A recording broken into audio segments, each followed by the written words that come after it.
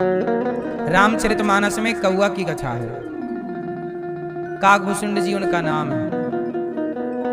काकभूषुंड जी वही हैं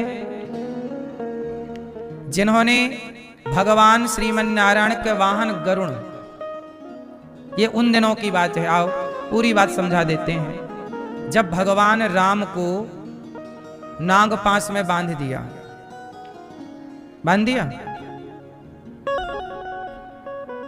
मेघनाथ ने राम लक्ष्मण को किस में बांध दिया? नाग फांस में। जब युद्ध हो रहा था राम लक्ष्मण जी का और मेघनाथ जी का, तो राम लक्ष्मण को नाग पास में बांध दिया और लक्ष्मण जी और राम जी हो गए बेहोश, मूर्छित। रावण मेघनाथ चला गया, उसे लगा राम लक्ष्मण मर गए। अब सच्ची राम लक्ष्मण हो गए बेहोश, होश नहीं आया। तब बताओ राम लक्ष्मण जी को नागपाश से किसने मुक्त किया था? भगवान जी तो खुद बंधे हैं नागपाश में। किसने? हनुमान जी बड़े परेशान, क्या करें कि हमारे प्रभु बंधन से मुक्त हों। तब बताया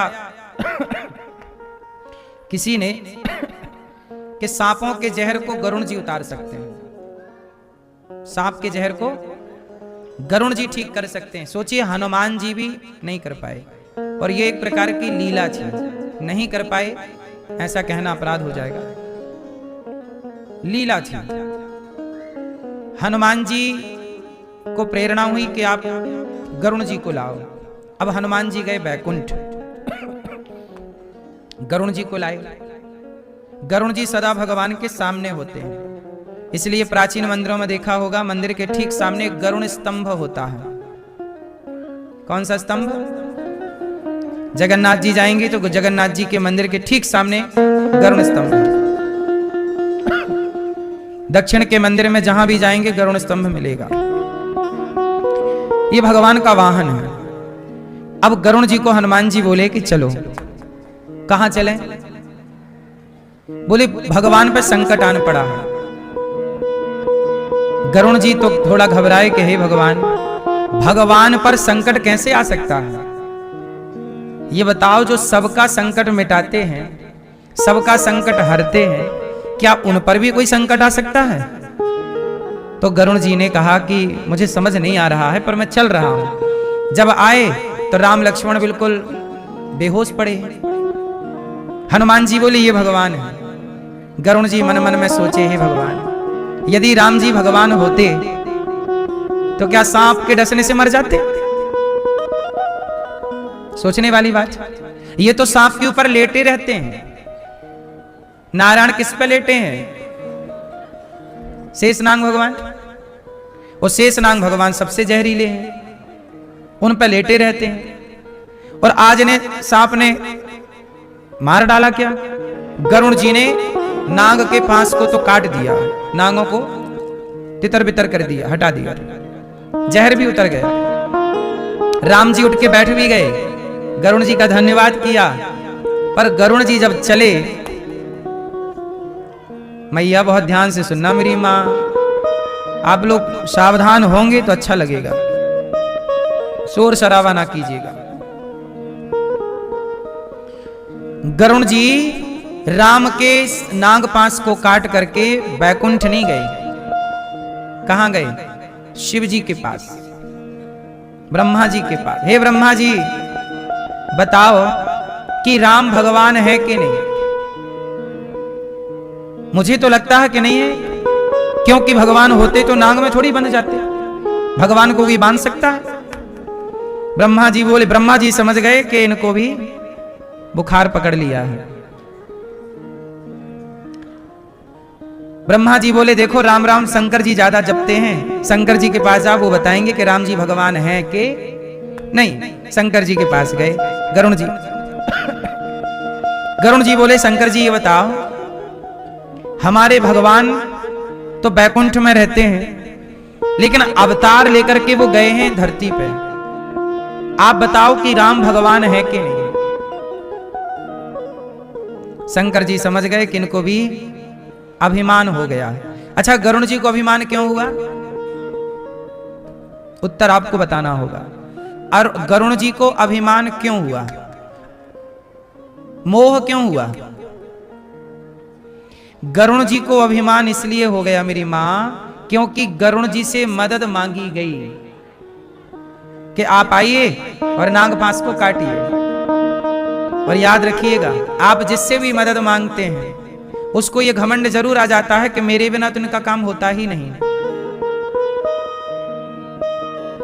मेरे बिना तो इनका काम होता ही नहीं, घमंड आ जाता है। लेकिन ये कथाएं यही समझाती हैं कि आप घमंड ना करिए, क्योंकि आप हैं ही नहीं। मीन्स गरुण जी ने, अब एक उत्तर दो मुझे आप लोग, कि गरुण जी ने यदि राम जी को नागपाश से ना मुक्त किया होता तो क्या राम जी मर जाते? उत्तर, दूसरा उत्तर दीजिएगा। लक्ष्मण जी को शक्ति लगी, यदि हनुमान जी संजीवनी बूटी ना लाते तो क्या लक्ष्मण जी मर जाते? इसका मतलब है कि हनुमान जी संजीवनी बूटी लाए तो लक्ष्मण जी बचे, गरुण जी नागपाश से निकाले तो राम जी बचे। ये बातें सुनने में अच्छी लग रही हैं, लेकिन एक बात बताएं, भगवान का काम भगवान ही करते हैं। वो आपसे, हमसे किसी बहाने से, निमित्त से करवा लेते, और हमें ये घमंड हो जाता है कि जी हम अरे हनुमान जी ना जाते तो कोई और चला जाता, गरुण जी ना आते तो कोई और आता, पर संकट तो जाता। इसका मतलब है कि यदि हम किसी के काम आ जाते हैं ना तनिक सा, तो हम ये घमंड पाल लेते हैं कि हम ना होते तो क्या होता। सच बताएं, आप इसलिए वहां पर हैं, आपकी मदद ईश्वर ने इसलिए ली क्योंकि भगवान आपसे ये काम कराना चाहते हैं। आप ना सही, ईश्वर किसी और से करवा लेते। हम क्यों झूठा घमंड पालें कि मैं कर रहा हूं? आपने क्यों झूठा घमंड पाल रखा है कि मैं कर रहा हूं? आप ना सही, दूसरा सही। भगवान अपना काम किसी से भी करा सकते हैं। बोलो हाँ। अब गरुण जी गए शंकर जी के पास, प्रभु बताइए राम भगवान है कि नहीं? हनुमान जी, शंकर जी बोले गरुण जी ऐसा है, आप ठहरे पक्षी, और पक्षी की भाषा कौन जाने? पक्षी की भाषा खग जाने, खग ही की भाषा। आप जाइए कागभूषुंड जी के पास। अब गरुण जी को कहां भेज दिया? कौआ के पास। अब गरुण जी को तो आधा घमंड इसलिए खत्म हो गया कि मैं गरुण, और गरुण को सिखाएगा कौन? कौआ। अब तो गरुण जी का घमंड यही आधा कि मुझे कौआ सिखाएगा। गए कागभूषुंड जी के पास। कागभूषुंड जी के चरणों में बैठे गरुण जी, और गरुण जी ने कहा कि आप बताइए कि राम कौन है? तो याद रखिएगा, गरुण जी और कागभूषुंड जी का ये जो प्रश्नोत्तर है, इसी को आप लोग कहते हैं रामायण, रामचरितमानस। राम का पूरा यहीं से शुरू हुआ सब कुछ, यहीं से राम की कथा प्रकट हुई, यही जननी है कथा की। गरुण जी ने, कागभूषुंड जी ने सुनाई गरुण जी को। राम कथा किसने किसको सुनाई? कागभूषुंड जी ने गरुण जी को सुनाई। और जब गरुण जी ने सुना, कागभूषुंड जी बोले कि मैं भी एक बार ऐसी अभिमान में पड़ गया था, पर प्रभु ने मुझे ठीक ठीक समय पर समझा दिया। बस ये समझ लो कि भगवान, कई बार यदि आपको घमंड आ जाए किसी बात का, तो समझ लेना कि ठीक नहीं। इसलिए हम कहते हैं कितने भी उपलब्धि पाओ, कितना भी वैभव धन धान्य पाओ, पर कभी किसी चीज का अभिमान ना कीजिएगा। मैं नहीं हूं फ्रंट पर, भगवान मेरे द्वारा, आपके द्वारा कराते हैं। तो कौआ भी विद्वान होके कथा सुना, आज भी कथा चल रही है उनकी नीलगिरी पर्वत पर। रामचरितमानस में सारी बातें लिखी हैं गोस्वामी तुलसीदास जी ने। इसलिए राम हमारी और आपकी बुद्धि से परे हैं, राम अतर्क हैं। समझ में आई कुछ नहीं? इसलिए जब आप लोग लंबा सत्संग करेंगे तब कुछ समझ पाएंगे, लेकिन इन 7 दिनों में भी आप बहुत कुछ समझ पाएंगे। भागवत सुनने आए हैं, बहुत कुछ समझ पाएंगे। भागवत किसने लिखी, क्यों लिखी, कहां लिखी, सुनो। भागवत जी सबसे पहले भगवान नारायण ने ब्रह्मा जी को सुनाई है। ब्रह्मा जी ने अपने पुत्र देवर्षि नारद जी को सुनाई। नारद जी ने अपने आराध्य भगवान श्रीमन नारायण के रूप वेद व्यास जी को सुनाई, और वेद व्यास जी ने अपने पुत्र सुखदेव जी को पढ़ाई, और सुखदेव जी ने राजा परीक्षित जी को शुकताल में पहली बार जीव मात्र को सुनाई। इस तरह भागवत जी वैकुंठ से इस धरती तक पहुंची। भागवत जी के पहले वक्ता कौन है? भगवान श्रीमन नारायण, और पहले श्रोता ब्रह्मा जी, फिर दूसरे वक्ता ब्रह्मा जी और दूसरे श्रोता नारद जी, फिर तीसरे वक्ता नारद जी और तीसरे श्रोता वेदव्यास जी, फिर चौथे वक्ता सुखदेव जी और चौथे श्रोता परीक्षित जी। इस तरह से भागवत जी सुखदेव जी ने राजा परीक्षित जी को सुनाई शुकताल में। परीक्षित जी को क्यों सुनाई? इस कलयुग में ही परीक्षित जी को सुनाई। ये भागवत परीक्षित जी ने कब सुनी? कलयुग में। कलयुग कब से आया? भगवान कृष्ण जब इस धरती को छोड़कर चले गए, लगभग आज से 5,500 साल पहले, जब भगवान इस धराधाम को छोड़कर गए, भगवान कृष्ण बैकुंठ गए, तो भगवान के जाते ही कलयुग आ गया, और कलयुग ने यहां पर हाहाकार मचा दिया। तो कलयुग जब आया, अब आपसे पहला सवाल, जब कलयुग आया तब धरती पर शासन किसका था? कोई प्रश्न करे तो? जब कलयुग आया तो धरती पर शासन किसका था? तब शासन था परीक्षित जी का। परीक्षित जी कौन है? परीक्षित जी हैं पांडवों के वंशज। पांडव कौन? पांडुपुत्र पांडव। धर्मराज युधिष्ठिर ने कौरवों को हरा करके, और राजा कौन बने? धर्मराज युधिष्ठिर। धर्मराज युधिष्ठिर क्या बने? राजा। महाभारत में कौरव हार गए, धृतराष्ट्र का राज्य खत्म, और धृतराष्ट्र के बाद राजा कौन बना? पांडव। और पांडव में धर्मराज युधिष्ठिर राजा बने। धर्मराज युधिष्ठिर का राज्य कब तक चला? जब तक भगवान इस धरती पर थे लीला के लिए। और जब भगवान कृष्ण गए तो 5 पांडव भी स्वर्गारोहण के लिए चल पड़े। 5 पांडव भी स्वर्गारोहण के लिए चल पड़े। अच्छा, पांडव जब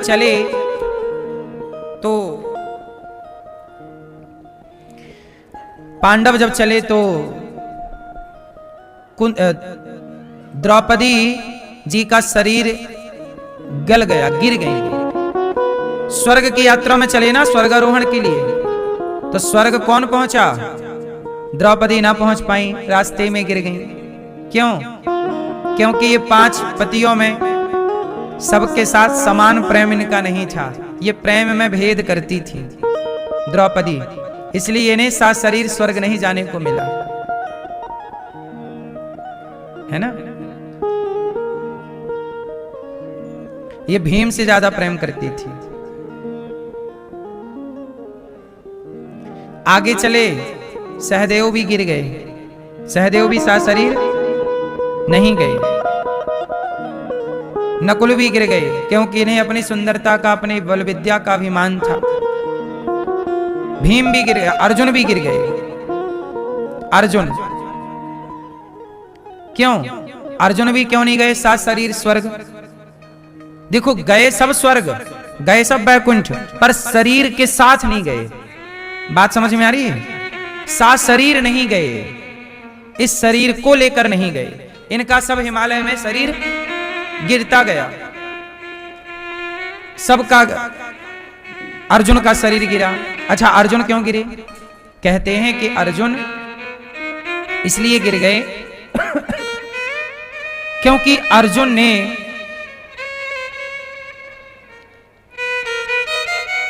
भगवान श्री कृष्ण को अपना सारथी बना लिया।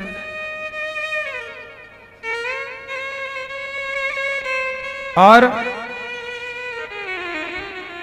सारथी जब बने भगवान श्री कृष्ण, तो अर्जुन भगवान को आदेश, देखो एक दृष्टि के हिसाब से तो ठीक है, भगवान की दयालुता है, तो भगवान का बड़प्पन है कि वो आपके नौकर भी बनने को तैयार है। भाई ड्राइवर तो नौकर ही होता है, अर्जुन के नौकर बन गए, ड्राइवर बन गए, चल तेरा रथ चलाता हूं मैं। तो भगवान तो रीझ जाते हैं भक्तों पर, अर्जुन भक्त हैं और भक्त पर रीझ गए, पर सात शरीर क्यों नहीं गए? सात शरीर ना जाने के बहुत सारे कारण हैं। आगे चले तो भीम का शरीर भी गिर गया, धर्मराज युधिष्ठिर बस गए, लेकिन उनके संग एक कुत्ता था, कुत्ता भी चला गया। अच्छा, वो कुत्ता कौन था? वो कुत्ता भी धर्म ही था, धर्म ही कुत्ते के रूप में चल रहा था। धर्मराज युधिष्ठिर से बोला गया, जब ये स्वर्ग गए तो स्वर्ग में रोका गया, बोले अंदर आप आओ, ये कुत्ते को बाहर करो। धर्मराज युधिष्ठिर को बोला गया कि आप अंदर आओ, आप बाहर कुत्ते को करो, कुत्ता नहीं आएगा अंदर। तो धर्मराज बोले कि ये कुत्ता नहीं आएगा तो मैं भी नहीं आता। क्यों? धर्मराज युधिष्ठिर बोले कि ये मेरे साथ हरिद्वार से हो गया था, अब इतने लंबे टाइम इसने मेरा साथ नहीं छोड़ा, तो अब मैं इसका साथ क्यों छोड़ दूं? इसलिए इसे अंदर लोगे तो स्वर्ग में आऊंगा, इसे अंदर नहीं लोगे तो मैं भी स्वर्ग नहीं आऊंगा। धर्मराज युधिष्ठिर के धर्म की परीक्षा स्वर्ग के द्वार तक हुई है। यह धर्मराज युधिष्ठिर के धर्म की क्या थी? परीक्षा, कि आप कुत्ते को अंदर लाते हैं, नहीं तो आप नहीं बोलते। जैसे कहीं प्रसाद बट रहा हो तो आप लोग क्या करते हैं? पीछे कर, सब तुम पीछे, मैं अंदर। आदमी नहीं, अपना अंदर घुस घुस के, बड़े बूढ़े ठेले लगे हैं, सबको गिरा दे रहा, खुद अंदर, मुझे तो पहले मैं। आप लोग ऐसा करते हैं कि नहीं? पहले मैं, लाइन तोड़ के सीधे अंदर, पहले मैं, सब लाइन में लगे हैं, लेकिन आप आगे घुस जाते हैं, नहीं मैं। धर्मराज युधिष्ठिर कहते हैं कि पहले मैं नहीं, पहले ये कुत्ता। क्यों? क्योंकि इसने मैं से नहीं लाया। देखो कई बार क्या होता है, आप चलते हैं ना, आपके पीछे कुत्ता लग जाता है, वो भी चलता रहता है आपके साथ साथ। तो धर्मराज बोले कि देखो ये मेरे साथ हरिद्वार से हो गया था और लंबे टाइम तक हम लोगों के साथ रहा, सब गिरते चले गए, रास्ता बड़ा कठिन था, सब हार गए, पर ये कुत्ता नहीं हारा। और जब ये कुत्ता ने मेरा साथ नहीं छोड़ा, तो अब स्वर्ग के द्वार पर मैं इस कुत्ते का साथ कैसे छोड़ दूं? तो धर्मराज युधिष्ठिर ने जब ये बात कही, तब वहां देवताओं के राजा इंद्र ने प्रकट होकर के और स्वर्ग में स्वागत किया धर्मराज युधिष्ठिर का। आओ महाराज आओ। आपने धर्म यहां भी नहीं छोड़ा, स्वर्ग के द्वार तक। लेकिन थोड़ी देर के लिए धर्मराज युधिष्ठिर को भी नरक का दर्शन करना पड़ा था। क्यों करना पड़ा था? धर्मराज युधिष्ठिर को भी नरक का दर्शन करना पड़ा। क्यों? केवल इसलिए कि धर्मराज युधिष्ठिर ने भगवान कृष्ण की बात नहीं मानी थी। क्या भगवान ने कहा था कि कह दो अश्वत्थामा मारा गया, उन्होंने अपने से एक लाइन जोड़ दी कि अश्वत्थामा मारा गया, नरोवा कुंजरोवा। भगवान की जस की तस बात पर उन्होंने अमल नहीं किया। इसलिए अच्छा, इसका दूसरा भाव यह है कि धर्मराज युधिष्ठिर को नरक इसलिए जाना पड़ा कि नरक में जो प्राणी थे वो धर्मराज युधिष्ठिर के दर्शन करते ही वो नरक से निकलकर सब भगवत धाम जाने के अधिकारी हो जाएं, उन्हें नरक की यातनाओं से मुक्ति मिल जाए, इसलिए भी इन्हें जाना पड़ा। ये दो बातें हैं।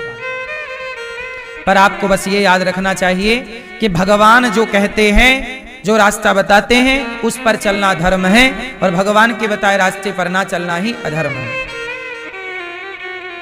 भगवान कहते हैं कि यहां सच बोल दो तो वहां सच बोल देना चाहिए, भगवान कहते हैं यहां झूठ बोल दो वहां झूठ बोल देना चाहिए, यही धर्म है।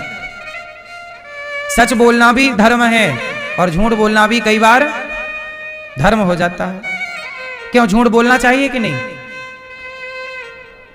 क्यों मैया झूठ बोलना चाहिए कि नहीं, आप बताओ।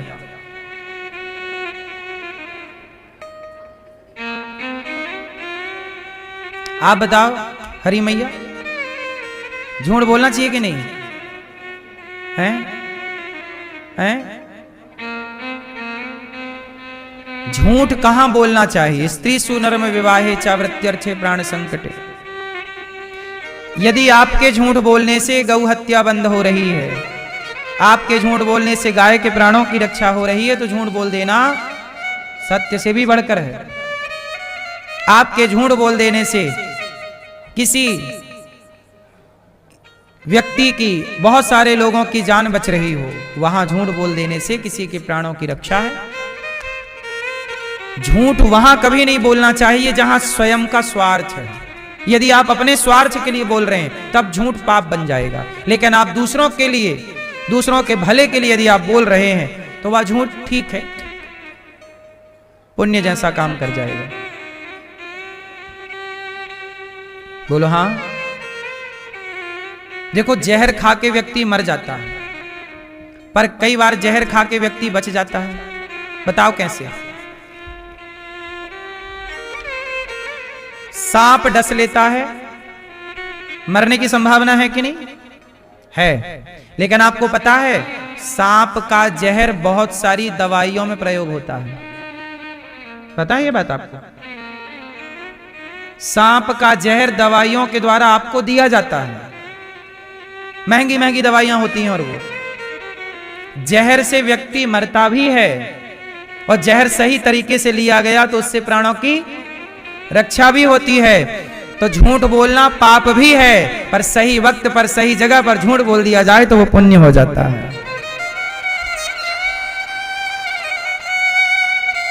है ना? इसलिए मैया कहां चली मेरी मां? अभी झूठ बोलने चली? अभी ना बोलना मेरी मां। चलो झूठ बोल के आते हैं ना? जा बोल लो।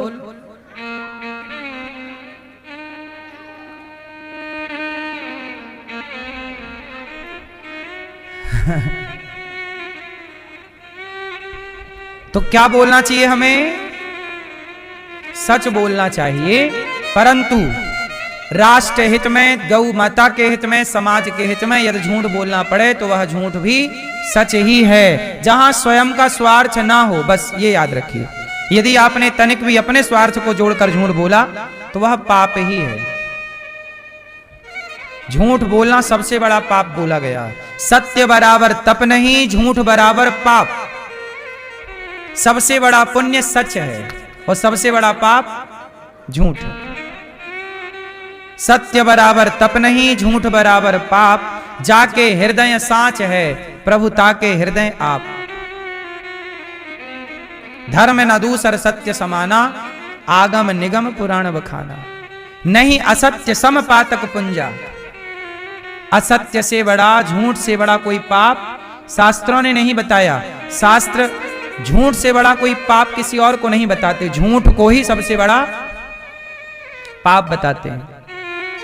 इसलिए धर्म के विषय में जानना सत्संग के द्वारा, अध्ययन के द्वारा, गुरु चरणों में बैठकर ही जान हम पाएंगे कि क्या सही है क्या गलत है, कब क्या बोलें कब क्या ना बोलें। तो भागवत जी राजा परीक्षित जी को, तो हम आपको केवल ये समझा रहे हैं कि धर्मराज युधिष्ठिर जब गए तो धर्मराज युधिष्ठिर के जाते ही इस कलयुग के राजा बने परीक्षित। ये परीक्षित कौन है? अर्जुन के बेटे हैं अभिमन्यु। अभिमन्यु तो मारे गए महाभारत में। अभिमन्यु की पत्नी गर्भवती थी उत्तरा, उनके पुत्र हुए परीक्षित। वही परीक्षित हैं ये। इन्हें लग गया शाप, 7 दिन में मरना पड़ेगा इनको। इन्होंने क्या किया? एक संत जी के गले में सांप डाल दिया। इन्हें लगी प्यास तो एक कुटिया में चले गए, संत जी से पानी मांगा। संत जी पानी देने को मना तो नहीं कर रहे थे, पर वो समाधि में डूबे थे। उन्हें पता ही नहीं कि मेरे द्वार पे कोई आया, वो ध्यान में थे। तो उन्हें लगा राजा परीक्षित जी को कि साधु मेरा अपमान कर रहा है। तो राजा परीक्षित जी ने संत के गले में एक मरा हुआ सांप डाल दिया। तो समीक जी के गले में सांप डलने से उनके पुत्र सुखदेव जी ने उनके पुत्र श्रृंगी ऋषि ने शाप दे दिया, इति लंघित मर्यादम तक्षकः सप्तमे हनि। हे परीक्षित, आपने संतों का अपमान करना चाहिए था आपको, लेकिन आपने संतों का तिरस्कार किया है। जाओ, हम आपको शाप देते हैं कि आपने संतों का सांप डालकर अपमान किया, सांप के डसने से ही आपकी मृत्यु होगी। हम आपको शाप देते हैं। और आज से सप्तमे हनि, आज से 7वें दिन आपको तक्षक डसेगा। राजा परीक्षित जी को पता लगा कि मुझे शाप लग गया। राजा परीक्षित जी ने तुरंत अपने पुत्र जनमेजय को राजा बना करके और शुकताल आए, जहां सुखदेव जी प्रकट हुए। तत्रा भवद भगवान व्यास पुत्रो। और सुखदेव जी से कहा परीक्षित जी ने, मुझे 7 दिन में मरना है, मैं क्या करूं? तो जिसे 7 दिन में मरना हो, जिसके जीवन में आयु कम बची हो, वो क्या करे? सुखदेव जी बोले कि जो भागवत सुन लेता है वह मोक्ष का अधिकारी हो जाता है। परीक्षित जी, तुम भागवत सुन लो, हम तुम्हें 7 दिन में भागवत सुनाएंगे और तुम्हें शाप से मुक्त करके मोक्ष का अधिकारी बना देंगे। किसी की दुआ, बद्दुआ, शाप इत्यादि जीवन में हो तो भागवत सबको समाप्त कर देती है। परीक्षित जी इस बात के उदाहरण है। मैया को जगाओ, पीली मैया सो गई नहीं? मैया ध्यान से सुनना मेरी माँ।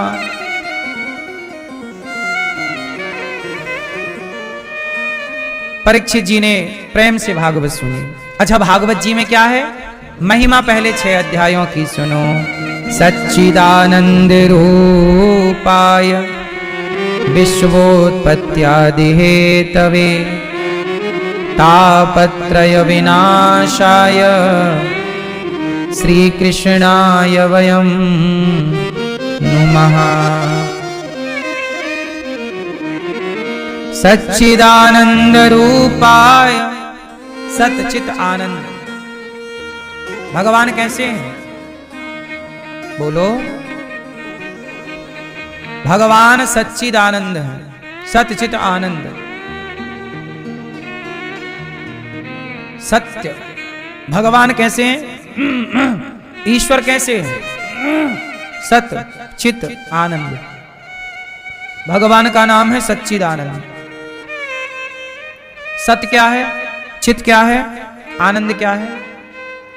सत्य क्या है? सत्य क्या है? आप सत्य हैं कि झूठे हैं? बोलो। आप सच हैं कि झूठे हैं?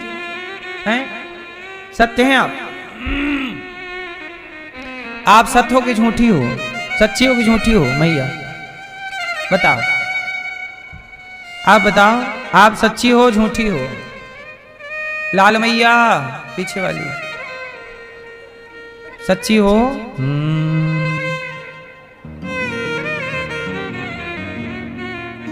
आप सच्चे हैं झूठे हैं? मैया सच्चे। आप सच, आप सच्चे हो? सुनो, याद रखना, इस धरती पर केवल भगवान सच्चे हैं, हम सब झूठे हैं। क्यों झूठे हैं? क्योंकि हम सब बदल रहे हैं। सच कभी बदलता नहीं है। जो ना बदले वो सच है, जो बदल जाए वो कहाँ सच है। आप लोग पैदा हुए तब कैसे थे? जवानी में कैसे थे? अब कैसे हो?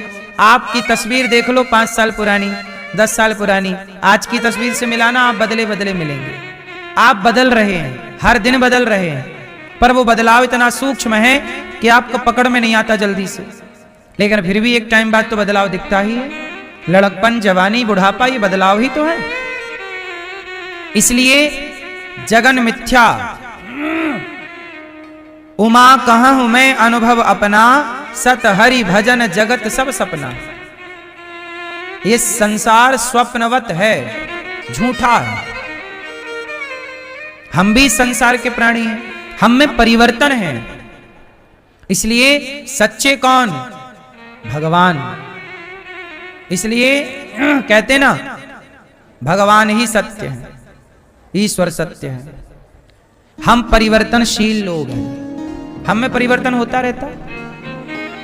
इसलिए कहता हूं झूठे लोगों से दिल क्या लगाना, सच्चे भगवान में दिल लगाओ, मन लगाओ, कल्याण इसी से होना है। जगत तो झूठा है, क्या झूठी दुनिया में दिल लगाना, क्या झूठों को अपना कहना। सच्चे भगवान है, उन्हें अपना संबंध ईश्वर से जोड़ो। कुल मिला के ये निष्कर्ष है। बात समझ में आई कि नहीं? सत चित, चित मीन्स प्रकाश, ईश्वर सबके पास है। अच्छा मैया आपने भगवान को देखा है? लाल मैया नहीं, पीछे मैया आपने नहीं, ये लाल मैया आपने भगवान को देखा? आपके पड़ोस में रहते हैं, आपने भगवान को देखा? आपने पीले भैया नहीं, आपने चश्मा वाली भैया भगवान को नहीं देखा? आपने दादाजी नहीं देखा? आपने भगवान को नहीं देखा? आप लोग कह रहे हैं आपने भगवान को नहीं देखा, क्यों? आपने भगवान को देखा है?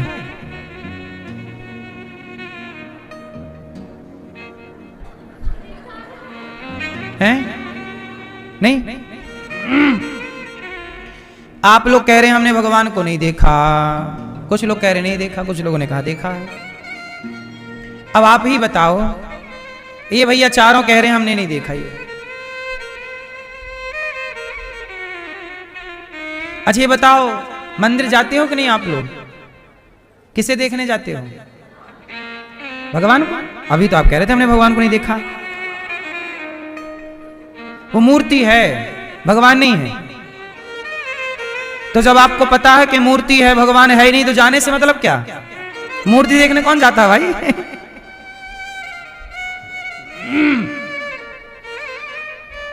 क्यों? क्या सही है? मंदिर में मूर्ति है कि भगवान है, पहले ये कंफर्म कराओ। यदि मूर्ति है तो जाना बेकार है, और भगवान है। देखो ऐसा है, मानो तो मैं गंगा मां हूं, ना मानो तो बहता। मंदिर में मूर्ति नहीं है भैया। मंदिर में प्रहलाद जी ने खंबे की ओर देखा, हिरण्यकश्यपु ने कहा कहां है तेरा भगवान? मुझे तो नहीं दिखता। देखो दो आंखें होती हैं, दो दृष्टिकोण हैं। हिरण्यकश्यपु कहता है मुझे नहीं दिखता भगवान, और प्रहलाद कहते हैं मुझे दिख रहे हैं भगवान। इसका मतलब यह हुआ कि हिरण्यकश्यपु की आंखों से देखोगे तो खंबा नजर आएगा, पर प्रहलाद की आंखों से देखोगे तो खंबा में भगवान नजर आएंगे। बात सही है? तो भगवान कहां नहीं है? अब आप कहो कि ये तो मूर्ति है, आपने ठीक कहा मूर्ति है, परंतु उसी खंबे से, अरे चलो मूर्ति की तो प्राण प्रतिष्ठा भी होती है, पर उस खंबे की तो प्राण प्रतिष्ठा भी नहीं हुई थी जिस खंबे से प्रहलाद के लिए नरसिंह भगवान प्रकट हुए थे। हुई थी प्राण प्रतिष्ठा? फिर भगवान मूर्ति में नहीं होते, मंदिर में नहीं होते, कण कण में नहीं मेरी मां। भगवान तो भक्त के विश्वास में है। यदि विश्वास से कह दिया जाए कि यहां है तो है, वहीं से प्रकट हो जाएंगे। जाकी रही भावना जैसी, प्रभु मूरत देखी इतने तैसी। इसलिए भगवान को हम लोग क्या कह देते हैं? तो मंदिर में मूर्ति है, अरे ये तो मूर्ति है, ये तो धातु है, ये तो लकड़ी है, ये तो पत्थर है। ठीक है, इसलिए हम लोग ना घर के रह पाते ना घाट के, है ना? या तो आप ये मानो कि ईश्वर नहीं है, नहीं है, या तो आप ये मानो कि है, मंदिर में भगवान है, ये मान लो, फिर जाओ मंदिर। अब आप मंदिर जा भी रहे हैं और मान भी नहीं रहे हैं, तो जाने का फायदा क्या? इसलिए कहता हूं, भगवान रामचरितमानस में लिखा है, मंत्र जाप मम दृढ़ विश्वासा। भगवान का नाम जपो, पर विश्वास के संग जपो। भगवान कहां है? मोकू कहां तो ढूंढे बंदे, मैं तो तेरे पास में।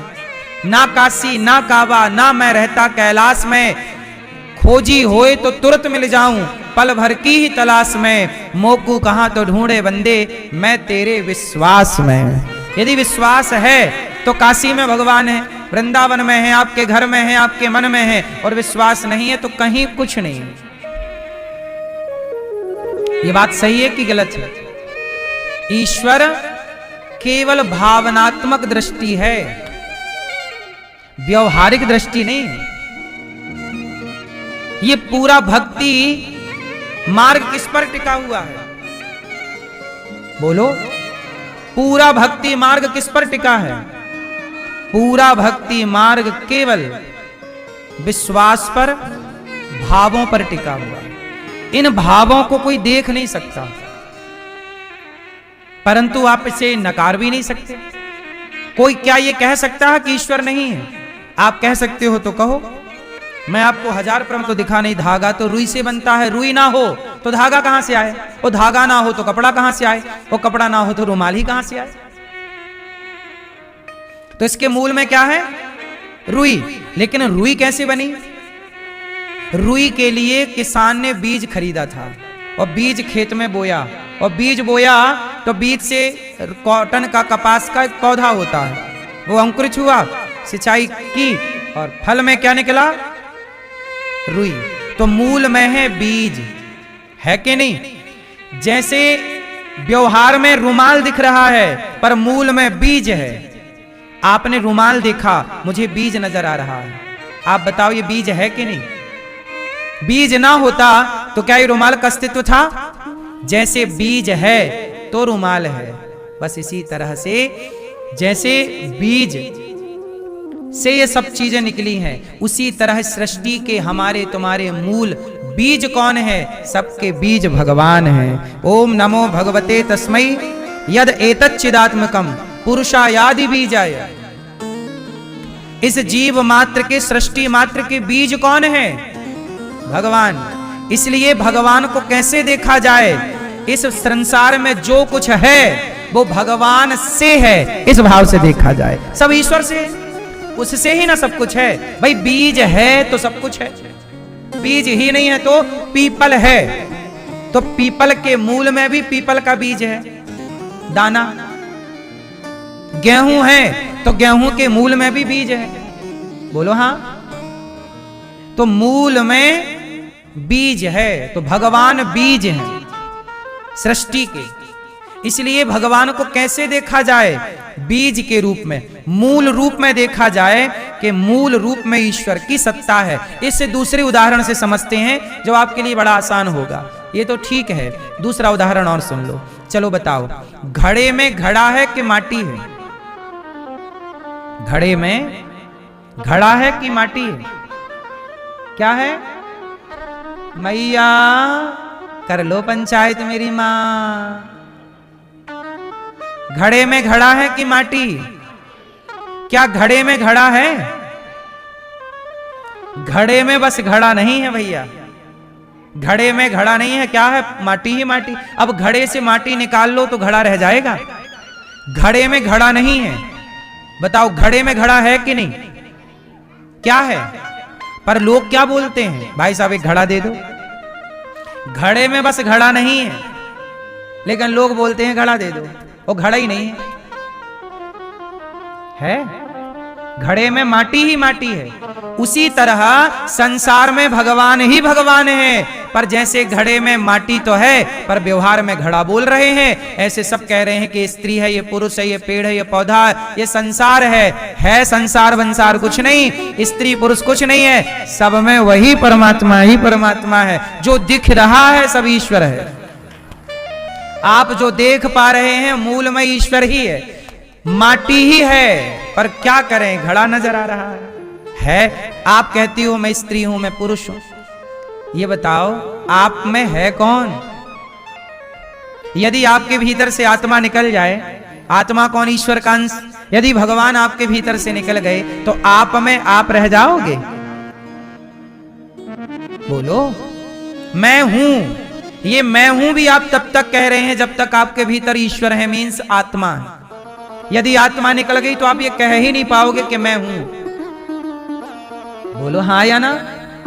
आप हैं ये भी आप तब तक कह पाते हैं जब तक आपके भीतर आत्मा रूपी परमात्मा ईश्वर अंश जीव अविनाशी। आत्मा निकल जाए तो आप बोल पाओगे कि मैं हूं? फिर तो सच बताओ आप कौन हो? कौन हुए आप? कौन है? इस धरती पर जो दिख रहा है सब ईश्वर है। फिर दूसरा सवाल खड़ा हो गया कि यदि सब में वही ईश्वर है तो फिर लोग पाप कौन कर रहा है? ये निंदा कर रहा, कोई चुगली कर रहा, मार रहा, बलात्कार कर रहा है, ये कर कौन रहा? भगवान थोड़ी बलात्कार करेंगे, भगवान थोड़ी चुगली करेंगे, भगवान थोड़ी चोरी करेंगे। यदि सब में ईश्वर है तो ये कौन कर रहा है बलात्कार, ये चोरी डकैती कौन कर रहा है? कौन कर रहा है? भैया बताएंगे, हमारी पीले वाले भैया कौन कर रहा है सब गलत काम? पर आपके अंदर तो परमात्मा है कि नहीं? तो फिर परमात्मा जब है तो ये कौन कर रहा है? मतलब चोरी करने वाला रूप अलग है भगवान का। ये समझ में आई आपको बात? नहीं आएगी? आओ हम समझाते हैं। हमारे सबके अंदर भगवान हैं, लेकिन भगवान किस लिए हैं और किस रूप में हैं आप समझते हैं। जैसे आपके घर में बिजली है कि नहीं? बोलो, बिजली आपके घर में है। आप ये मान लो कि आपका शरीर घर है, और जैसे घर में बिजली है शरीर में आत्मा है। बिजली में, घर में क्या है? जोर से, घर में बिजली है। ऐसे शरीर में क्या है?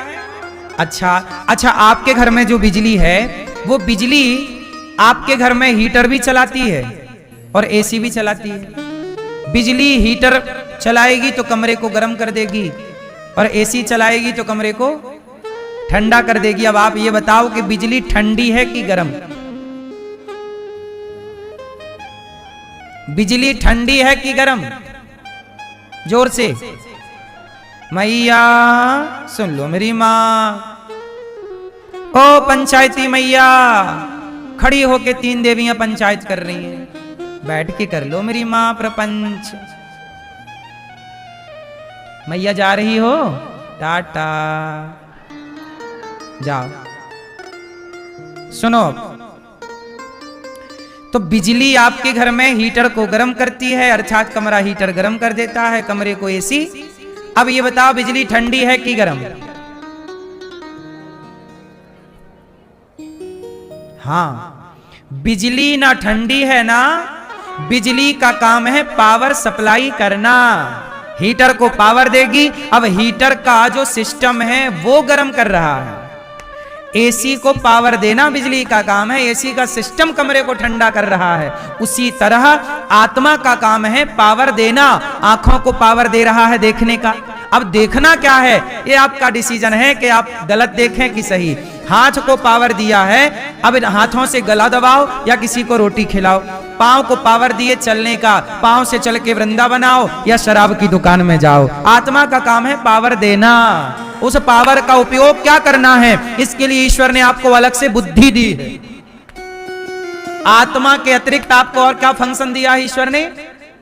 आपके पास बुद्धि है कि नहीं? हाँ, केवल आत्मा बस नहीं होती शरीर में, क्या होती है? तो बुद्धि से निर्णय लो कि हम क्या देखें और क्या ना देखें, कहां जाएं और कहां ना जाएं, क्या बोलें और क्या ना बोलें, क्या खाएं और क्या ना खाएं, क्या सुने और क्या ना सुने। आत्मा का काम है कानों को सुनने का पावर देना। अब क्या सुनना है? कथा सुनना है भगवान की कि मुन्नी बदनाम हुई सुनना है? वो आपको डिसीजन आपका है। बोलो हाँ कि ना? निंदा सुनना है, चुगली सुनना है, प्रपंच सुनना है, गालियां सुनना है कि कथा सुनना है, ये आपका डिसीजन है। इसलिए बिजली का काम है पावर देना, आत्मा का काम है सबको पावर देना। दे रही है आत्मा, उस पावर का आप सदुपयोग कर रहे हैं कि दुरुपयोग? सदुपयोग करेंगे तो पुण्य बढ़ेगा, दुरुपयोग करेंगे तो पाप। जो कमाते हैं वही आपकी संपत्ति बन जाती है। आपने गलत कर लिया, गलत देखा, गलत बोला, गलत सुना, गलत किया, पाप हो गया। सही देखा, सही सुना, सही बोला, सही किया, पुण्य बन गया। यही पाप पुण्य की गठरी बांध के आप लोग जाते हैं ईश्वर के घर, और वहीं जाके इसका हिसाब होता, साहब ये कमा के लाए। ये पाप या पुण्य जो यहाँ करते हो वही वहां भरते हो, और बाद में आप रोते हो हमारे साथ ऐसा हो।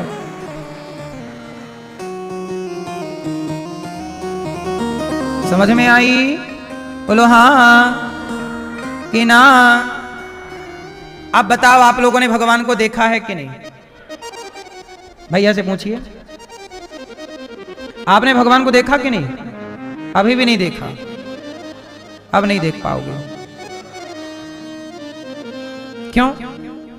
इसलिए हम जो देख रहे हैं सब भगवान ही है। हम जो देख रहे हैं वो क्या देख रहे हैं? हम आपको देख रहे हैं, आपको नहीं। आपके रूप में ईश्वर ही है, आपकी मां के रूप में, पिता के रूप में, गुरु के रूप में, वनस्पति के रूप में, पशु के रूप में, पक्षी के रूप में। बताइए, क्या उस ईश्वर के सिवा आपको कुछ भी दिख रहा है? तो आप ईश्वर को ही देख रहे हैं, बस। ईश्वर के सिवा कुछ नहीं इस धरती पे। अब पाप कैसे होता है, पुण्य कैसे होता, मैंने सबको समझा दिया। ठीक है, आत्मा कौन है, क्या उसका काम है, ये भी मैंने समझा दिया। कथाएं ध्यान से सुन लोगे तो सब समझ पाओगे, और जरा सा भी मन कथा से हटके कहीं गया फिर नहीं समझ में आएगी बात, फिर उलझे रहोगे कि ये कैसा वो कैसा। इसलिए कहता हूं, जब कथाएं सुनो तो केवल कथा में डूबो, मन लगा के कथा सुनो। क्योंकि आप लोग इतना सारा किराया भाड़ा लगा के आए हैं कथा सुनने, वो कथा ही नहीं सुनेंगे तो आपका तो सब पैसा बर्बाद हो जाएगा। और मैं नहीं चाहता कि आपका 1 रुपए भी बर्बाद हो। यदि 1000 रुपया खर्च किए हो तो करोड़ रुपया का ज्ञान लेकर के जाओ। करोड़ रुपया का क्या लेके जाओ, तब तो वसूली है, पैसा वसूल। तो ये बहुत गहरा विषय है, इसलिए मैंने आज फर्स्ट दिन ही ये समझा दिया, ताकि आगे जब मैं आपको कथाएं सुनाऊंगा तो आपको दिक्कत नहीं होगी समझने में। समझने में दिक्कत होती है बाद में। भगवान कैसे हैं? सत चित आनंद। चित मीन्स सब में ईश्वर की व्यापकता है, ये एक शब्द का अर्थ था जो मैंने इतना बड़ा बताया। आनंद, भगवान का तीसरा नाम है आनंद, सच्चिदानंद। अच्छा ये बताओ, सुख में और आनंद में अंतर है कि नहीं? मैया, वो मैया बताएंगी, गुलाबी वो हरी पीली मैया बताओ, लाल मैया के बगल में बीच वाली पीली मैया बताओ, सुख में और आनंद में अंतर है कि दोनों एक हैं? मैया क्या बोलती तू?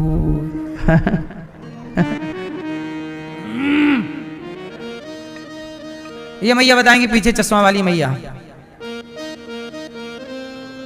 बताओ, बताई नहीं थोड़ा थोड़ा बताई।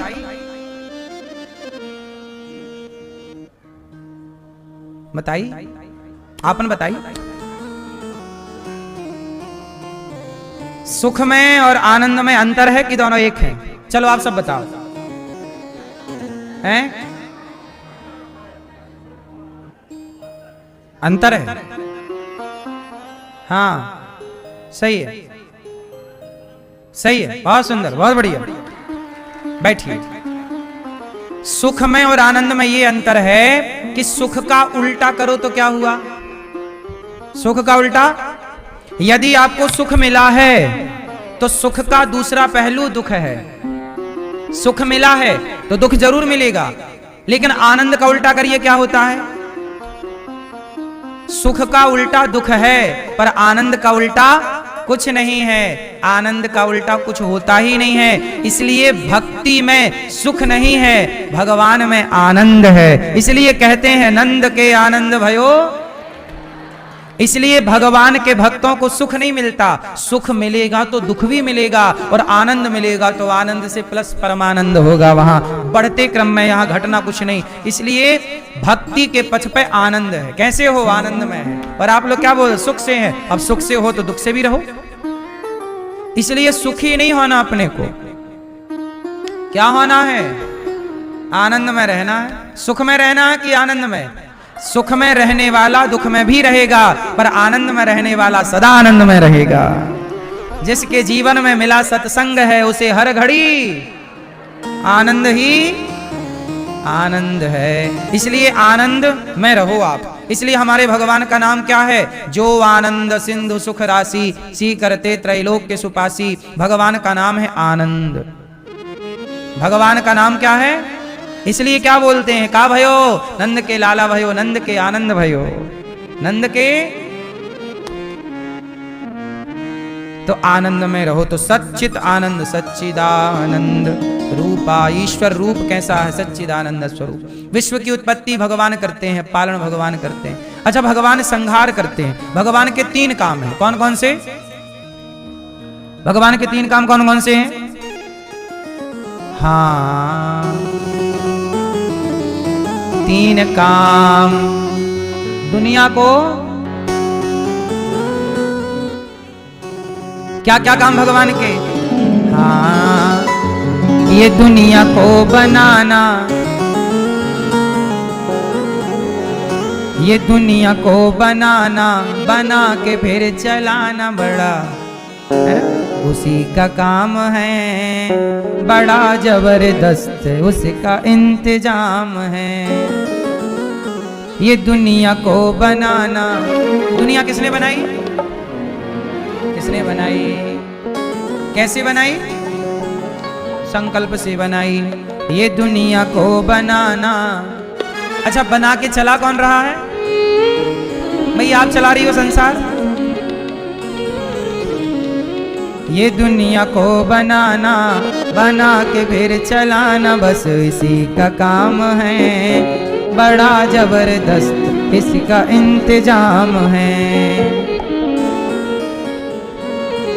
बड़ा सुंदर काम है भगवान का, दुनिया सृष्टि चलाना बनाना, विश्वोत्पत्त्यादि है तवे, ये भगवान का काम है।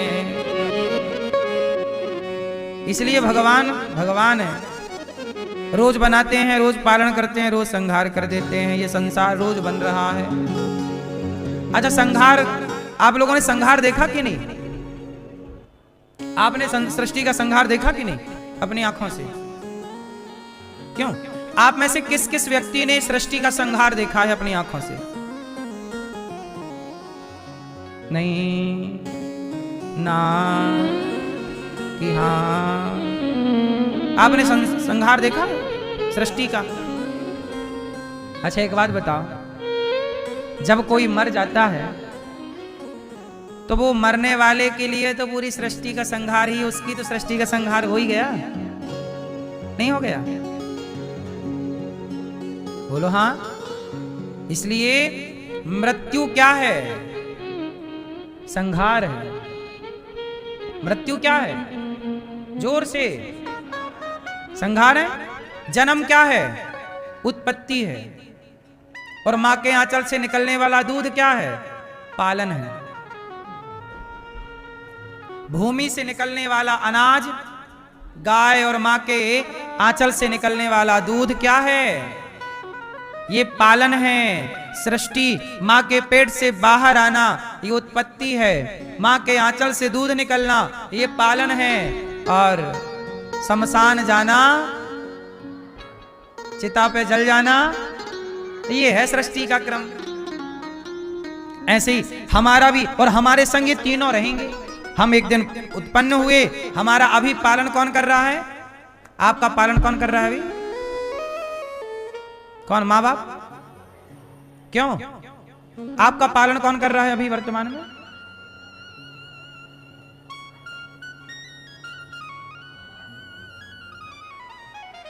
मैया, पीछे वाली मैया। आपका पालन कौन कर रहा है वर्तमान में मेरी माँ? चलो आप बताओ, बताओ आपका पालन कौन कर रहा है?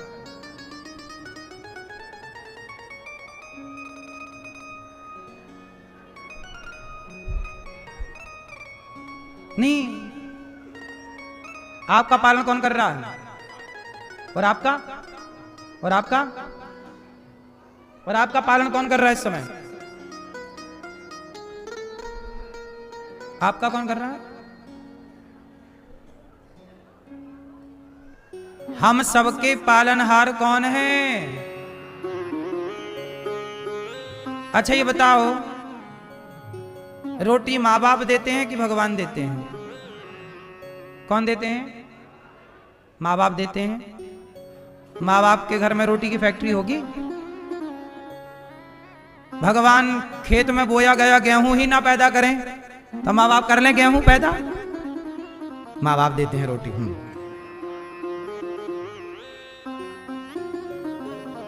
माँ बाप तो केवल उस ईश्वर के नौकर बन करके अपना कार्य कर रहे हैं। रोटी देने वाला कौन? भगवान। अरे किसान खेत में गेहूं बोता है, यदि वो अंकुरित ही ना हो तो कोई क्या कर लेगा? इसलिए हर फसल को आप तक पहुंचाने वाला ईश्वर ही है। पानी कौन दे रहा है? पानी आपके घर में बनता है? फैक्ट्री होगी पानी की। पानी देने वाला कौन? रोटी देने वाला कौन? अच्छा ये बताओ, आपके ऑक्सीजन कौन देता है? माँ बाप देते हैं? मैया कहाँ गई रोटी वाली? ऑक्सीजन कौन देता है? ऑक्सीजन कौन दे रहा है? फिर ईश्वर की ऑक्सीजन, ईश्वर का पानी, ईश्वर का भोजन, ईश्वर के फल, ईश्वर के ये धरती किसकी? तुम किसकी जमीन में रहते हो? ये जमीन हमारी तुम्हारी बाद में है। अच्छा ये बताओ, जिस मकान में आप रहते हैं वो मकान आपके पहले किसका था? उसके पहले किसका था? उसके पहले किसका था? उसके पहले किसका था? उसके पहले किसका था? और सबसे पहले किसका था? जिस मकान में आप रह रहे हो वो धरती, वो भूमि सबसे पहले किसकी है? जोर से। जब वो किसी की नहीं थी तब किसकी थी? आजकल आप लोग दावा ठोक रहे हैं मेरी है, और जब आप मरोगे तो दूसरा दावा ठोक देगा मेरी है, फिर उसके बाद तीसरा ठोकेगा, चौथा ठोकेगा, पांचवा, सातवां, 10वां, 20वां, 100वां, 1000वां। बताओ किसकी है? वो सदा ईश्वर की है। बोलो हाँ कि ना? इसलिए सब कुछ ईश्वर का। आओ, ये संसार किसका है? कौन चला रहा है? वही आपको भेजते हैं, वही पालन करते हैं, वही कह देते हैं चलो काम पूरा हो गया, आओ। आप चले जाते हैं, यहां लोग रोने लग जाते हैं। ये संसार भगवान का है और हम ईश्वर की फसल हैं। हम ईश्वर की फसल हैं। जैसे आपके खेत में आपकी फसल है, आप उसे पानी डाल करके, खाद डाल करके पालते हैं, बोते हैं, पालन करते हैं, और समय आने पर आप ही काट लेते हैं। बोलो हाँ। ऐसे ही ईश्वर की फसल कौन? ईश्वर ने हमें बोया, ईश्वर ही हमारा पालन कर रहे हैं, और ईश्वर ही देखेंगे फसल पक गई, आओ। बाल पक गए कि नहीं? बाल पक गए मतलब फसल पक गई। कभी भी हार्वेस्टर चल सकता है।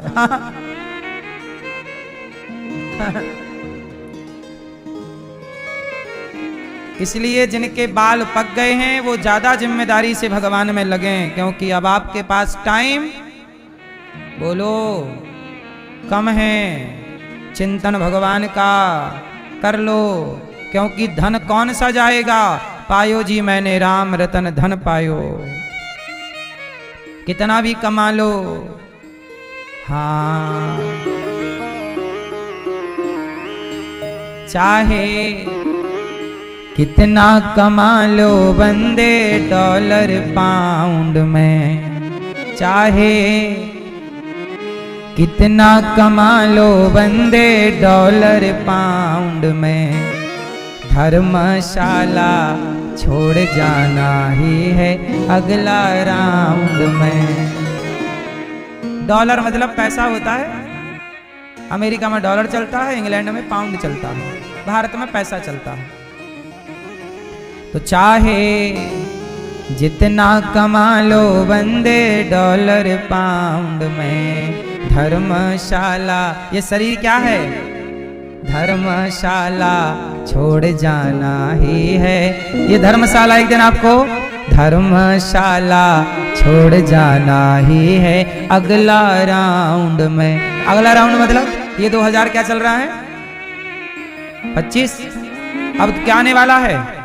अब अगला 26 राउंड में कुछ लोग चले जाएंगे, उसके अगले राउंड में कुछ और चले जाएंगे, फिर एक दिन अपना राउंड आ जाएगा 2000। क्यों? आप लोग जैसे आज 2025, 2050, 2075, 2090 तक तो हम सब निपट चुके होंगे। बोलो हाँ कि ना? मैया हाँ कि ना? 2090 तक रहोगे मेरी माँ? फिर धर्मशाला छोड़ जाना ही है अगला राउंड में। ये 2025 निकल गया, अब 26 में देखते हैं। 26 में बचे तो 27 देखेंगे, 27 बचे तो 28। कब तक बचोगे? एक तारीख आएगी जरूर ऐसी कि जो हमें ले जाएगी। बोलो हाँ, इसलिए वो तारीख आएगी जो हमें ले जाएगी, लेकिन जब तक नहीं जा रहे हैं तब तक कमा लो।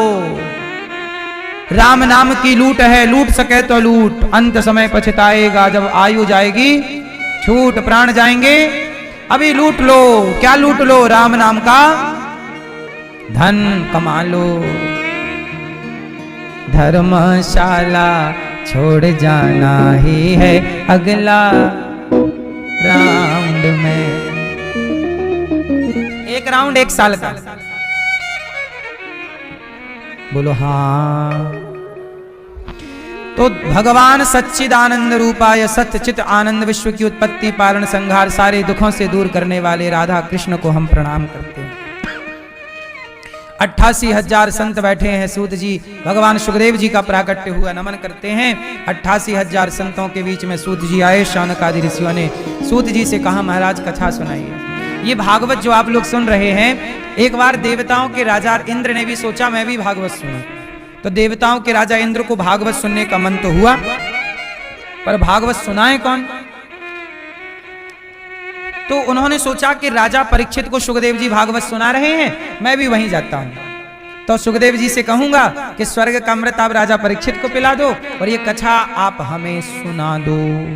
स्वर्ग के राजा देवराज इंद्र आए, अमृत लेकर के आए। ये लो अमृत लीजिए, परीक्षित को पिलाइए, 7 दिन में मरने का शाप लगा है, और ये कथा का अमृत आप हमें पिलाइए।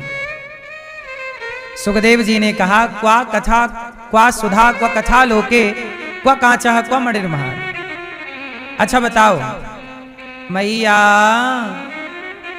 ओ पंचायती मैया, हाँ बना लो वीडियो बना लो। हाँ दिख रही हो मेरी माँ मोबाइल पे, देखो देखो देखो। बुढ़ापे में मैया मोबाइल पे रख रही हो अपने को, अपने चित्त में कब रखोगी भगवान को? सुनो अब ये बताओ, स्वर्ग का अमृत और भगवान की कथा, इन दोनों अमृत में कौन सा अमृत बेस्ट है? स्वर्ग का अमृत स्वर्ग दिलाता है, पर भगवान की कथा का अमृत कोई पी ले तो उसे भगवान मिल जाते हैं, तब कथा अमृतम। इसलिए देवराज इंद्र को सुखदेव जी ने मना कर दिया कि हम आपको भागवत नहीं सुनाएंगे, क्योंकि आप स्वर्ग के राजा हैं, आप भागवत के अधिकारी नहीं हैं। जिसके अंदर प्रेम है, भक्ति है, वो भागवत का अधिकारी है। स्वर्ग में कहां भक्ति प्रेम है? इसलिए देवराज इंद्र भी कथा के अधिकारी नहीं है। सुखदेव जी ने नहीं सुनाया, परीक्षित जी ने सुना।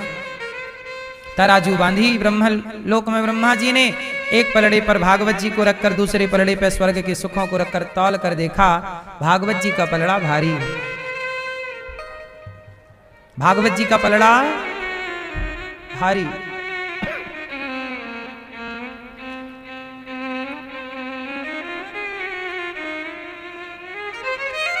भागवत में भगवान, भागवत से भगवान प्रकट होते हैं। स्वर्ग के राजा इंद्र को वंचित रखा। अब प्रेम से कथा परीक्षित जी ने सुनी। एक बार नारद जी ने भी सारे तीर्थों का भ्रमण किया। नारद जी, आप लोग नारद जी को जानते हैं कि नहीं?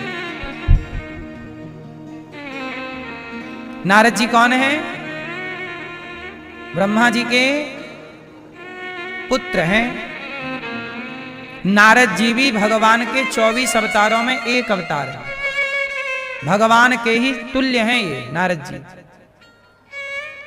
अच्छा, नारद जी भी कई बार भटक जाते हैं। नारद जी ने एक बार सोचा मैं भी ब्याह कर लेता तो मेरा भी परिवार होता, मैं भी पत्नी बच्चों के संग मस्त रहता बिंदास, जैसे आप लोग रहते हैं। शादी ब्याह कर लेना सही है कि गलत है? हैं? मैया ये फोन लगा के किससे पूछने लग गई कि ब्याह करना सही है कि गलत है? ये तो पूछने भी लग गई, बताओ। अब हम कुछ पूछेंगे तो फोन लगा के पूछा करोगी मेरी माँ। सुनो, एक बार नारद जी का मन हुआ विवाह कर लो। आप लोगों का भी विवाह हो गया, लक्ष्मी जी नारायण का भी विवाह है, राम सीता का भी विवाह, कृष्ण रुक्मणी का भी विवाह है। तो नारद जी बोले मैं काहे कुंवारा रहूंगा, मैं भी करूंगा। नारद जी बोले मैं भी करूंगा। एक दिन अब नारद जी लड़की ढूंढने लग गए। ये कथा आपको पता है कि नहीं? नारद जी ब्याह कर रहे हैं, कथा है ये। एक बार नारद जी ने अपने लिए बढ़िया लड़की ढूंढी, कोई लड़की पसंद नहीं आई, एक लड़की पसंद आई।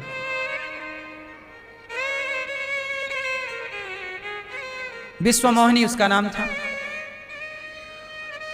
अब नारद जी गए, बड़ी सुंदर लगी, वाह वाह वाह। अच्छा, विश्वमोहिनी का हो रहा था स्वयंवर, और वो अपने लिए एक लड़का का वर्ण करेगी। वो कल से ही स्वयंवर है।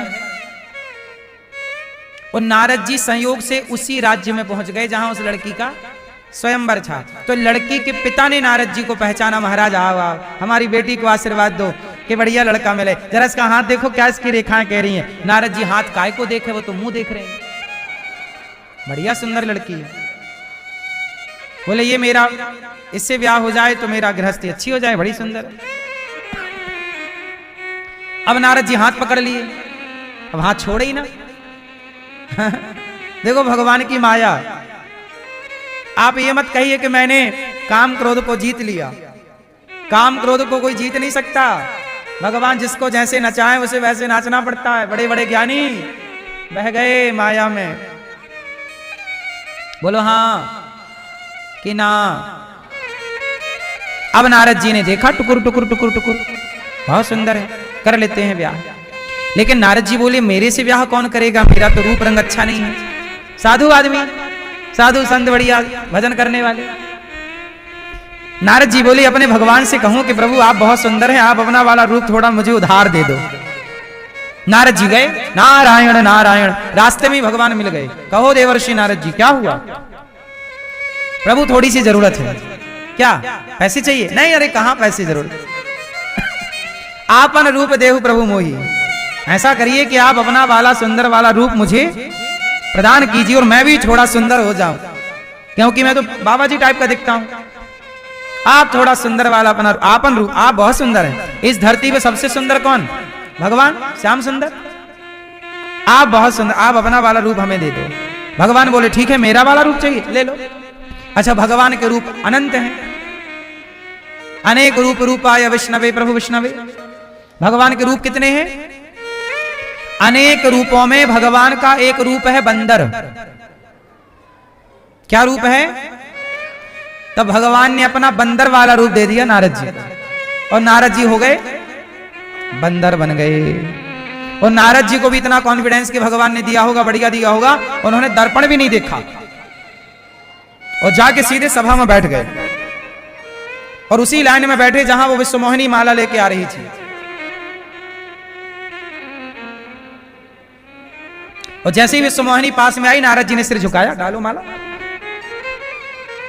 अब विश्वमोहिनी ने देखा, हे भगवान, क्या मैं इतनी भी गई गुजरी हूं कि बंदर तक आए हैं ब्याह करने। विश्वमोहिनी माला लेके आगे निकल गई, दूसरी लाइन में चली गई। नारद जी बोले लगता ठीक से मुझे देख नहीं पाई। तो नारद जी यहां से उठे, उस लाइन में जाके बैठ गए। अब वहां एक राजा को उठाए, उठ सीट खाली कर। नारद जी आके बैठ गए। अब उस पंक्ति में फिर वो आई। विश्वमोहिनी जी ने फिर देखा, अरे ये बंदर तो पीछे पड़ गया, वहां बैठा था फुदक के यहां गया। अब नारद जी वो तीसरी लाइन में चली गई विश्वमोहिनी, तो नारद जी भी उठ के तीसरी लाइन में चले गए। बोलो हाँ, ये नारद जी वही नारद जी हैं जिन्होंने काम क्रोध को सबको जीत रखा है। लेकिन काम को जीतने का केवल इन्हें अभिमान आ गया, इसलिए ये हालत हो रही है। ये प्रभु की माया से सब हो रहा है, ये खेल ईश्वर का है। नारद जी ने काम को जीत लिया, ये अच्छी बात थी, पर इन्हें काम जीतने का क्या हो गया था? अभिमान। ये उसके लिए इनको दंड दिया जा रहा है भगवान की ओर से। ये ईश्वर के न्याय में, ईश्वर की अदालत में ये न्याय चल रहा है। अब नारद जी एक स्त्री के पीछे भाग रहे हैं। ये वही नारद जी हैं जिन्होंने काम को जीत लिया। अब विश्वमोहिनी ने तीसरी बार देखा कि तो बंदर पीछे पड़ गया। तब वहां पर भगवान नारायण प्रकट हो गए, भगवान श्री हरि प्रकट हुए, और वो विश्वमोहिनी कोई और नहीं, साक्षात लक्ष्मी जी थी। भगवान नारायण आए तो लक्ष्मी जी ने माला नारायण को पहना दिया। अब नारद जी का हो गया दिमाग खराब। नारद जी बोले वाह प्रभु, नारद जी बोले वाह प्रभु, आपके इतने सारे ब्याह हो गए हैं और मेरा एक होने जा रहा था तो आपको वो भी देखा नहीं गया। आपने मेरी तोड़वा दी शादी, खुद कर लिए। आपकी कमी थी क्या? 16,108 ब्याह कर लिए आप। मैं एक बार करने जा रहा था, एक पहली बार मन हुआ और आप बीच में कूद पड़े। तब वहां शिव जी के पार्षद गण थे। उन्होंने कहा नारद जी एक बार आप अपना चेहरा भी तो देख लो, सुंदर बहुत हो। अच्छा वो गण भी मजे ले रहे हैं, कह रहे हैं आप बहुत सुंदर हो, बहुत अच्छे लग रहे हैं, माला तो आपको ही पड़ेगी। अब जाके इन्होंने जल में देखा, कोई स्तंभ मणि का था, उसमें देखा अपना चेहरा तो बंदर। अब नारद जी को बड़ा क्रोध आया, और नारद जी को क्रोध इतना आया कि मैं मर जाऊं कि शाप दे दूं, क्या करूं, मेरा उपहास करा दिया। अब नारद जी दौड़े, मैं भगवान के पास जाता, दौड़े दौड़े गए, रास्ते में भगवान मिल गए। नारद जी ने कहा प्रभु क्या किया आपने, मुझे बंदर बना दिया, ब्याह नहीं होने दिया आपने मेरा। बड़ा क्रोध किया नारद जी, और भगवान को शाप दे दिया कि जैसे आपने मुझे बंदर बनाया है, आपको भी बंदर की जरूरत पड़ेगी, और जैसे मैं पत्नी के लिए तड़प रहा हूं, आपको भी पत्नी के लिए तड़पना पड़ेगा। नारद जी के शाप के कारण भगवान नारायण को राम बनकर आना पड़ा, पत्नी के लिए तड़पना पड़ा, और बंदरों की जरूरत आन पड़ी, बंदरों की मदद ली। ये नारद जी के शाप के कारण राम अवतार हुआ। राम का अवतार होना था, इसलिए ये शाप की लीला रची। बाद में नारद जी पश्चाताप किए, प्रभु बड़ा अपराध हो गया, हमने आपको भी शाप दे दिया, क्या करें, चरणों में गिर पड़े। अब बोले हो गया जो हो गया। तो हम आपको कहना केवल ये चाहते हैं कि नारद जी वो हैं जिनके कारण भगवान को धरती पर अवतार लेकर आना पड़ा। ये वो नारद जी हैं। आज नारद जी सारे तीर्थों का भ्रमण कर रहे हैं, और नारद जी वृंदावन आए, चारों ओर गए, क्या क्या देखा। सत्यम नास्ति तपः शौचम दयादानम न विद्यते, उदिरम भरिणो जीवा वराकाः कूटभाषिणः। नारद जी ने देखा सत्यम नास्ति तपः शौचम, इस कलयुग में क्या नहीं है, सत्यम नास्ति तपः शौचम दयादानम न विद्यते। कलयुग में क्या नहीं है, सत्य नहीं, दया नहीं, दान कम बचे हैं करने वाले। सत्यम नास्ति तपः शौचम, सत्यम सत्य तो मानो रहा ही नहीं। शौचम, शौचम मतलब क्या है, शुद्धि अशुद्धि। शौचम मतलब क्या होता है, क्या होती है शुद्धि, क्या होती है अशुद्धि। सुनो मैया, आप लोग लघु शंका करने के बाद पांव धुलते हैं कि नहीं, और क्या करते हैं पांव धुलने के साथ, हाथ भी धुलते हैं, और बस लघु शंका करने के बाद पांव धुलते हैं आप कितने लोग, सच्ची बताना झूठ नहीं, और क्या करते हैं,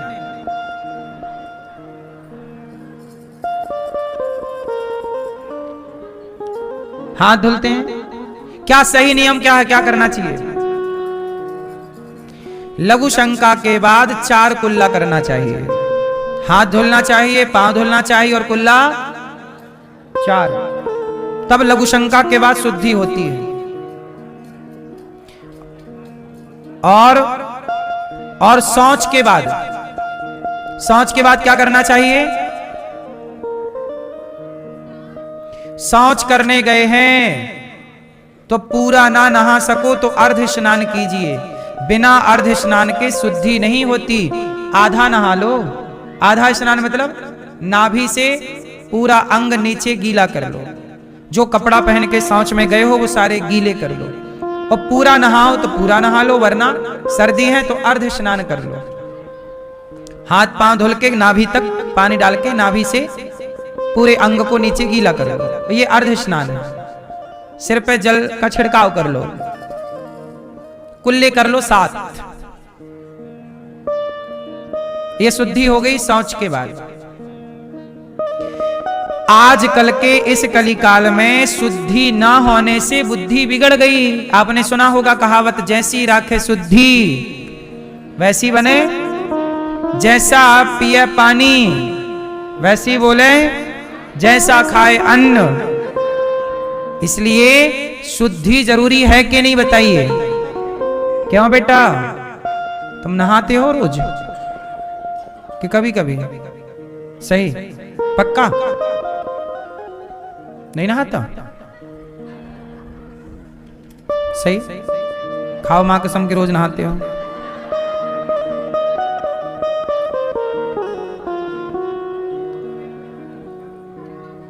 सुनो मेरी मां, बेटा तुम रोज नहाते हो? छोटू सही, रोज नहाते हो? आप नहाते हो रोज? आज के युग में बच्चे रोज नहीं नहा रहे हैं, बताइए हाँ या ना? इससे बड़ी आसुरी प्रवृत्ति क्या होगी? इंसान अब असुर होता चला जा रहा है।